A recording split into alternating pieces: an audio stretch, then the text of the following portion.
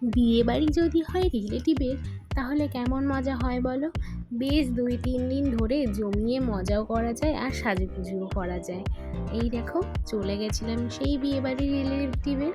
আর ওই যে বরের সঙ্গে 2 মেয়েকে দিয়ে একটু ছবি তুলে নিলাম, কারণ বিয়ের দিনকে আর বরের সাথে ছবি তুলতে পারবো কি পারবো না। আর তারপর দেখো এখানে কি সুন্দর গায়ে হলুদের জায়গাটা সাজিয়েছে, তাই আমরা আগের দিন রাত্রিরেই ছবি তুলে নিলাম। আর এই দেখো, এটা ছিল বিয়ের দিন সকালে, সাজুগুজু করে সবাই চলে এসেছি, কিন্তু এত প্রচণ্ড বৃষ্টি নেমেছিল যে তার জন্য জলসইতেই যেতে পারছিলাম না। আর তাই এই ভেতরেই বাচ্চারা দেখো একটু নাচাগানা করে নিচ্ছে।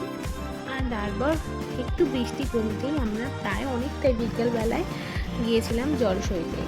আর তারপরে এই যে ফটোশ্যুট, আর এই যে আমার সাথে দেখছো, এই নিয়ে হলো ছোট দিদা।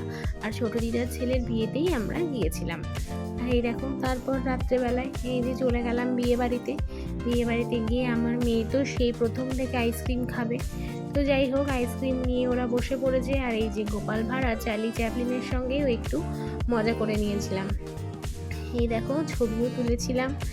আর তারপর দেখো এখানে একটু বরের ছবি নিয়ে নিয়েছিলাম। আর জানো তো কি হয়েছিল, বিয়েবাড়ি থেকে এসেছি আর শ্বশুরমশাই তো জাননি, তো শ্বশুরমশাই গেটে দরজা দিয়ে ঘুমিয়ে পড়েছে আর আমরা তো ঢুকতেই পারছিলাম না।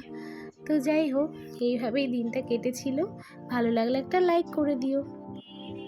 আর সবাই খুব ভালো থেকো, সাবধানে থেকো, সুস্থ থেকো, টাটা।